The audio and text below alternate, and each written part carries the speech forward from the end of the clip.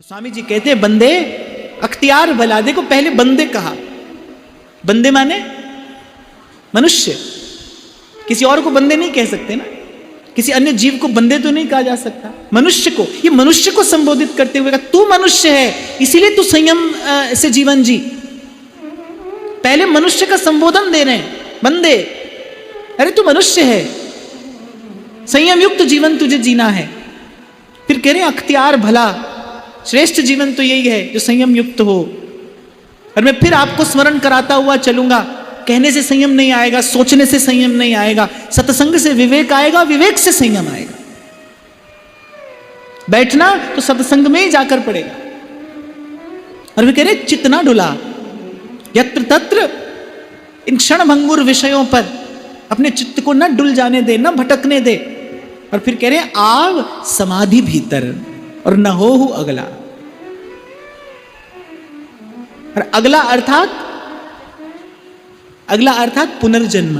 बोले न हो अगला अर्थात ऐसा कर्म मत कर कि फिर से तुझे मां के गर्भ में आना पड़े, फिर से जननी के गर्भ में आना पड़े। ऐसा कर्म मत कर, तुझे अवसर मिला है कि तेरे त्रिताप नष्ट हो जाएं, तू इस जन्म मरण के दुष्चक्र से सदा सदा के लिए मुक्त हो जाए, आनंद स्वरूप होकर प्रभु की सेवा में, सन्निधि में सदा सदा के लिए उपस्थित हो जाए। कुछ ऐसा कर, न हो अगला। कहने कुछ ऐसा कर्म कर जिससे पुनर्जन्म ना हो। और वो ऐसा कर्म क्या है? कहने आव समाधि भीतर। समाधि अर्थात हमारे यहाँ रसिकों ने, आचार्यों ने समाधि का अर्थ किया है भाव। अर्थात जो हमारे आचार्यों का भाव है ना, इस भाव देश में प्रवेश कर, भूल जा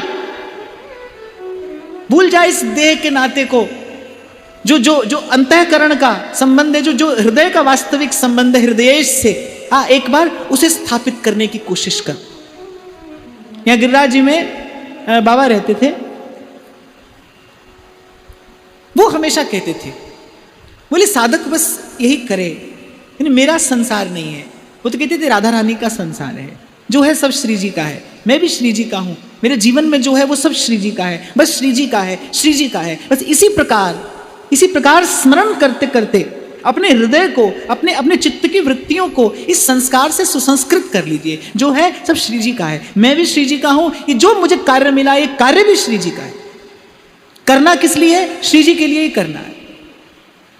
राधा नाम सुधा रसम रसयितुम जिव्यास्तु में विव्वला, पादौ तत्पदकांकितासु चरताम वृंदाटवी वीथिषु, तत्कर्मैव करह करोतुम हृदयम तस्याः पदम ध्यायता। अर्थात सदा हृदय में श्री जी के चरण कमल विराजमान करके, जिव्या से श्री जी का नाम लेते हुए, मन से श्री जी का स्मरण करते हुए, हाथ से जो कार्य करना है उसे श्री जी का ही कार्य समझकर करना है। मेरा अब कोई कार्य नहीं,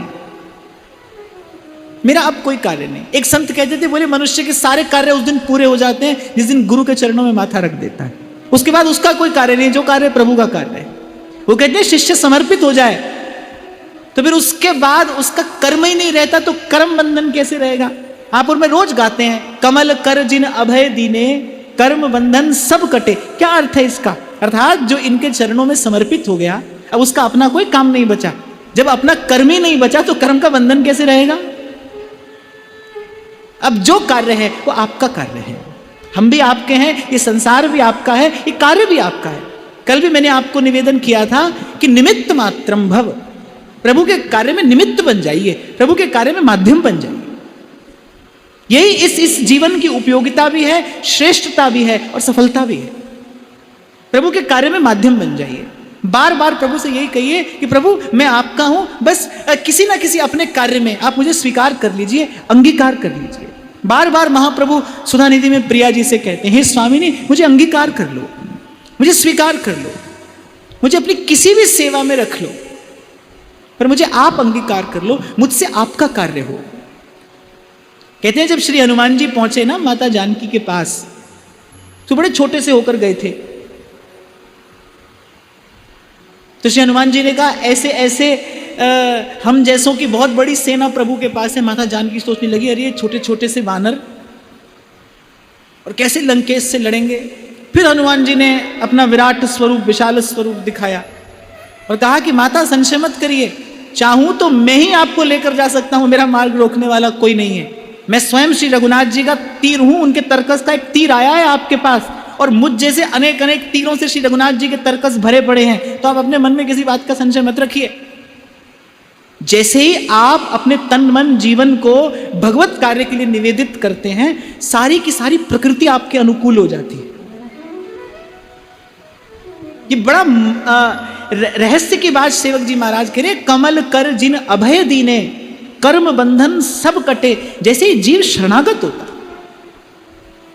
देखो भाई सर झुकेगा तो ही तो गुरुजनों का हाथ सर पे पड़ेगा ना। सर झुकना अर्थात ये सर झुकना नहीं, सर झुकना अर्थात समर्पित हो जाना। अब मेरा कोई कार्य नहीं रहा। कर्म से मुक्त होते ही जीव कर्म बंधन से भी मुक्त है, स्वतः मुक्त है। अब जो कार्य है वो आपका है। तो स्वामी जी कह रहे हैं इस भाव के भीतर आइए, आप समाधि भीतर अर्थात इस भाव के भीतर प्रवेश करिए। न मैं और न मेरा, न अहमता और न ममता, बस जहां जहां जाऊं तुम्हारी सेवा। और फिर कहते हैं मन क्रम बचन तुम्हारी आशा, ऐसी भक्ति करे दासा, मन क्रम बचन तुम्हारी आशा, ऐसी भक्ति करे। व्यास जी ने एक पद लिखा, मुझे स्मरण आ गया। व्यास जी कहते हैं ये समाधि, ये जो भाव शब्द है स्पष्ट हो जाए कि हमारे लिए क्या आदेश है, हमारे लिए भाव का क्या अर्थ है। तो व्यास जी कहते हैं राधा वल्लभ के गुण गाए लियो, राधा वल्लभ के गुण गाए लियो। इसी और संकेत करते हुए श्री स्वामी जी महाराज कह रहे हैं आप समाधि भीतर अर्थात इस भाव में प्रवेश कर जिससे ये जन्म और मरण के दुष्चक्र से सदा के लिए मुक्त हो जाए, न हो अगला, माने पुनर्जन्म ना हो। पूर्व मैंने आपको निवेदन किया कि जितने भी साधन हैं, जितने भी सिद्धांत हैं, वो सभी जीव को आवागमन से मुक्त कराने की ही बात करते हैं। वेदांत भी यही कहता है, भक्ति भी यही कहती है, पर ऐसा सरल और ऐसा सरस और ऐसा मधुर मार्ग कोई और नहीं है। इसलिए श्री ध्रुवदास जी ने पक्षपात पूर्वक कहा कि याते परे न और कोई भजन न और कोई सुख, सहज है, सहज भजन। सहज भजन माने जो हमारे जीवन में सहजता से घुल मिल जाए, जीवन को भजनमय बना दे, सहजता से जीवन भजनमय हो जाए। और आप देखो प्रभु का सेवक ऐसा ही तो होता है ना, उसे उठना है क्यों? क्योंकि प्रभु को उठाना है। स्नान करना है क्यों? क्योंकि प्रभु को स्नान कराना है। रसोई करनी है क्यों? क्योंकि प्रभु को भोग लगाना है। हमारे आचार्यों ने ये ऐसी सुंदर और ऐसी मौलिक व्यवस्था की है कि इस सहजता से भगवत भाव हमारे जीवन में घुल मिल जाए। इसी और श्री स्वामी जी संकेत करते हैं आप समाधि भीतर। समाधि शब्द का कोई अन्यथा अर्थ ना ले, किसी अन्य समाधि की बात यहां नहीं हो रही है। समाधि शब्द का अगर हम व्याकरण से भी अर्थ करें ना, जो चित्त को समत्व की ओर ले जाए, माने दुख सुख से मुक्त करा दे, उसका नाम समाधि है। द्वंद्व से मुक्त करा दे, उसका नाम समाधि। जहां पर द्वंद्व ना हो, दुविधा ना हो, जहां पर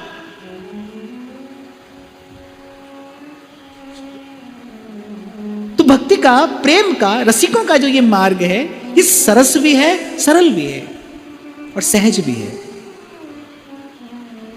तो बंदे अख्तियार भला, सबसे पहले कहते हैं बंदे। देखो महापुरुषों की बोलन है, बड़े ध्यान से समझना पड़ता है। बंदे, अरे मनुष्य संयम रख, क्योंकि तू रख सकता है, इसीलिए भगवान ने तुझे मनुष्य बनाया है। चितना डुला, अर्थात इस विषय सुख पर, इस क्षणभंगुर सुख पर चित्त को डुलायमान मत कर। विवेक जगा, सत्संग कर, सत्पुरुषों की संगति में बैठ, विवेक जगा और इस संसार की, इस विषय सुख की वास्तविकता का परिचय पा, इसकी क्षणभंगुरता का परिचय प्राप्त कर। देखकर मक्खी कोई नहीं निगलता है भाई, अनदेखे ही निगली जाती है, देख ले तो नहीं निगलता है। संसार के स्वरूप का ज्ञान हो जाए, संसार की क्षणभंगुरता का बोध हो जाए, फिर मन इसका भजन नहीं करता है, फिर मन इसकी इच्छा नहीं करता है। मन को तभी तक संसार की इच्छा है जब तक मन की दृष्टि में संसार श्रेष्ठ है, सदा रहने वाला है। जैसे गुरु की कृपा से ज्ञान होता है, प्रकाश होता है, भीतर उजास होता है, और ये जो रस्सी में सर्प का भ्रम हो गया है, ये जैसे भ्रम दूर होता है, गुरु की कृपा से जैसे भ्रम दूर होता है। जब तक भ्रम है भाई तब तक श्रम है, जब तक भ्रम है तब तक श्रम है। ये जो जीव कर रहा है और कर रहा है और भर रहा है और मर रहा है, श्रमी तो है, श्रमी तो है। बिहारी देव जी कहते अब मोए सेवन दे सुख सांचो। बिहारी देव जी की वाणी कह रही अब मोहे सेवन दे सुख सांचो। व्यास जी ने कहा अब मैं वृंदावन धन पायो। अरे सोवत हो तो विषय मंदिर में, अब तक श्रम कर रहा था, विषय के मंदिर में सोया था। हित गुरु टेर जगायो, धन तो अब पाया। व्यास भक्ति को फल लयो, वृंदावन की धूर। हित हरिवंश प्रताप ते पाई जीवन में। तो कहते हैं चित्त ना डुला, और आप अपने चित्त से कहते अब मत डुलना, और नहीं डुलेगा। अरे डुलेगा, जब तक चित्त को आधार नहीं मिलेगा, संसार से श्रेष्ठ आधार जब तक नहीं मिलेगा, तब तक चित्त अस्थिर रहेगा। आपको मैंने कल परसों शायद एक उदाहरण दिया ना, जिस भूमि पर आप खड़े हैं वो भूमि सरकती हो तो आप खड़े रह पाएंगे क्या? गिर जाएंगे ना आप। जिस आधार पर हम खड़े हैं वो आधार संसार है, संसार माने जो सरक रहा है, तो हमारा गिरना तो तय है, हमें तो चोट लगेगी भाई। तो जब स्वामी जी ने कहा ना चित्त ना डुला, समझ जाइए चित्त ना डुलाने के लिए क्या चाहिए? विवेक चाहिए, बोध चाहिए, ज्ञान चाहिए। अविद्या नष्ट हो गुरु की कृपा से, तब चित्त स्थिर होता है। गीता में भगवान ने साधना की सिद्धि कही है, स्थित प्रज्ञ हो जाना, स्थिर हो जाना। सुख पाए फूले नहीं, दुख पाए बिललाए, इसे कहते हैं स्थिर हो जाना। ब्रह्मभूत प्रसन्न आत्मा, इसी का अर्थ है जो सुख पाए फूले नहीं, दुख पाए बिललाए, क्योंकि वो दोनों को स्वप्नवत जान गया है। अरे कभी कभी मैं विचार करता हूं तो खोस आ जाता हूं, ये बात कौन कह रहा है? उमा कहूं मैं अनुभव अपना। एक बड़ा बूढ़ा आदमी भी अपना अनुभव कहे तो उसका आदर करना चाहिए, उसका आदर करना चाहिए। बड़ी बड़ी कंपनियों में जब उनके लोग रिटायर हो जाते हैं ना, तो रिटायर होने के बाद वो कंपनियां उन्हें और अधिक धन देकर अपने पास रखती हैं, उनके अनुभव का लाभ लेने के लिए। सबसे बड़ा गुरु अनुभव है, अनुभव का लाभ लेने के लिए। एक साधारण बड़ा बूढ़ा आदमी भी अनुभव कहे तो उसका आदर करना चाहिए। यहां तो अनुभव कौन कह रहा है? तुम त्रिभुवन गुरु वेद बखाना। गोस्वामी जी कह रहे हैं महादेव कौन है? त्रिभुवन के गुरु है, वो कह रहे हैं उमा कहूं मैं अनुभव अपना, सत हरि भजन जगत सब सब। तो जिसने गुरु की कृपा से, गुरु के ज्ञान से अपने अंतःकरण को शुद्ध कर लिया है, जिसका चित्त स्थिर हो गया, जो जान गया सुख दुख स्वप्नवत है, अब वो सुख पाकर फूलता नहीं और दुख आने पर घबराता नहीं। और अगली पंक्ति में जो स्वामी जी ने कहा ना फिर दर दर पिदर दर ना हो अंधला। दर दर भटकना क्या है? सुख और दुख के द्वार पर भटकना ही दर दर भटकना है। दो बार दर दर कहा जाता है, द्वार द्वार पर व्यक्ति भटकता है।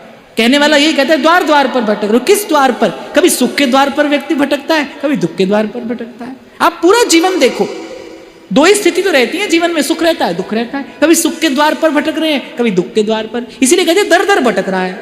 दर दर माने द्वार द्वार, और द्वार द्वार माने सुख और दुख।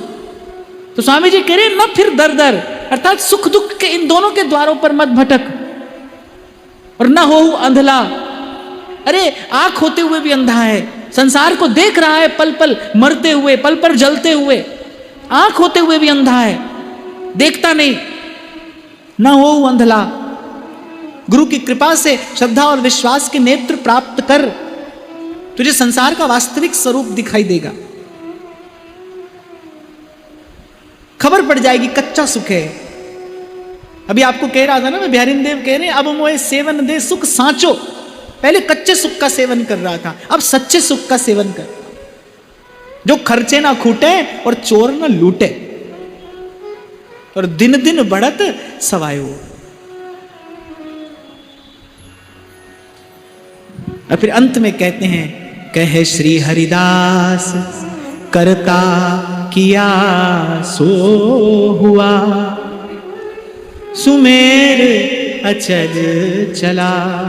कहे श्री हरिदास करता किया सो हुआ, सुमेर अचज चला। एक बात और मैं आपको यह निवेदन करूं, भक्त कहीं भी पहुंच जाए पर वो समर्पण का आधार, वो समर्पण की भूमि नहीं छोड़ता। जैसे कोई बड़ा श्रेष्ठ व्यक्ति हो पर संस्कारी भी हो, तब उसको क्या कहते हैं, मैंने कहीं भी है पर उसके पांव जमीन पर ही हैं। अंग्रेजी में कहते हैं बड़ा ग्राउंडेड आदमी है। ग्राउंडेड माने जमीन से जुड़ा हुआ व्यक्ति है, कहीं भी पहुंच गया है, उपलब्धि से वो कहीं भी पहुंच गया है, लेकिन उसने अपनी जमीन नहीं छोड़ी। ऐसे भक्त है, वो कहीं भी पहुंच जाए लेकिन वो समर्पण की भूमि नहीं छोड़ता। स्वामी जी के एक एक पद में आप देखेंगे, कुछ भी कहकर फिर कहते हैं, काहू की बस नाई तुम्हारी कृपा ते सब होए श्री बिहारी बिहारी। यहां भी जीव को चेताते हुए कह रहे, कहे श्री हरिदास, अरे करता किया सो हुआ, तू क्यों अपने सर पे ये कर्तापन का बोझ लेकर अपनी यात्रा को कठिन बना रहा है? अरे करने वाला कर रहा है। फिकर करे सो बावरा, जिकर करे सो साध, उठ फरीदा जिकर कर, फिकर करेगा आ। अली करने वाला कर रहा है। भगवत जे प्रभु सो लगे तज नश्वर संसार, सब लज्जा भगवान को क्यों बिगड़े व्यवहार। एक बार नारद जी गए भगवान का दर्शन करने, भगवान ने कहा बड़े व्यस्त हैं। फिर गए, बोले बड़े व्यस्त हैं। फिर गए, बोले बड़े व्यस्त हैं। नारद जी ने कहा प्रभु ठीक है व्यस्त रहिए, पर ये बता तो दीजिए आप आत्मा राम पूर्ण काम होते हुए भी किस काम में व्यस्त रहते हैं? तो ठाकुर जी ने कहा हम अपने भक्तों के काम में व्यस्त रहते हैं। हम सदा व्यस्त रहते हैं, पर किस में व्यस्त रहते हैं? अपने भक्तों के काम में हम व्यस्त रहते हैं। भक्तों का कार्य प्रभु अपने हाथ से करते हैं, उसके लिए प्रभु किसी सेवक को नहीं लगाते। भक्त का कार्य प्रभु अपने हाथ से करते हैं। हमारे वहां एक बाबा थे, वो कहा करते थे, बोले भक्ता दे कारज आप खलोता, बोले भक्त के कार्य भगवान स्वयं खड़ा होकर करते।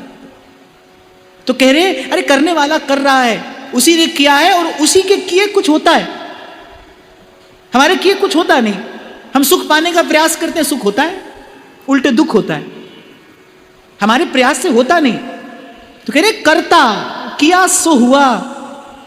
और प्रभु की सामर्थ्य कैसी है? मनुष्य, वो ध्यान से सुनो, मनुष्य की सामर्थ्य ऐसी है, वो जो कार्य करने चलता है वो भी नहीं होता, वो करने योग्य कार्य भी नहीं कर पाता। और प्रभु की इच्छा ऐसी है, ना होने योग्य कार्य भी होता है, अनहोनी भी होती है। कह रहे सुमेरु अचल चला, प्रभु की इच्छा हो तो बोले सुमेरु पर्वत चलता है। सूरदास कहते हैं चरण कमल वंदो हरि राई, चरण कमल वंदो हरि राई, जाकी कृपा पंगु गिरि लंघै, जाकी कृपा पंगु गिरि लंघै, रंक चले सिर छत्र धराई, रंक चले सिर छत्र धराई, बहरो सुने मूक पुनि बोले, बहरो सुने मूक पुनि बोले, अंधरे को सब कछु दरसाई,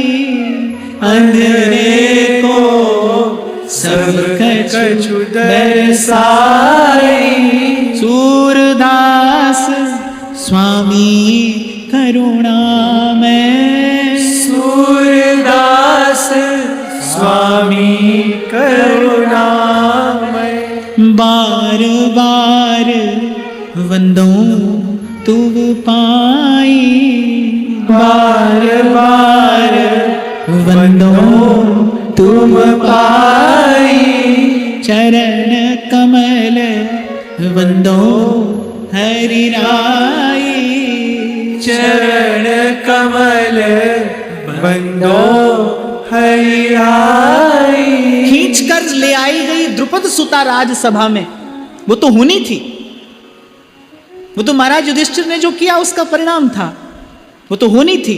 पर खैचत खैचत दो भुज था के, खैचत खैचत दो भुज था के, दुशासन गयो हरि रे, होन नदीनी उघार। ये अनहोनी थी, ये प्रभु की कृपा से हुआ। उससे पूर्व जो हुआ वो होनी थी, पर ये अनहोनी थी। प्रभु की कृपा हो तो अनहोनी भी होती है। इसलिए कहते हैं सब ओर से मन समेट कर बस ऐसे ही देखत रहूं, जन्म सुफल करिमानो, प्यारे की भावती और भावती को प्यारो, जुगल किशोर ही जानो।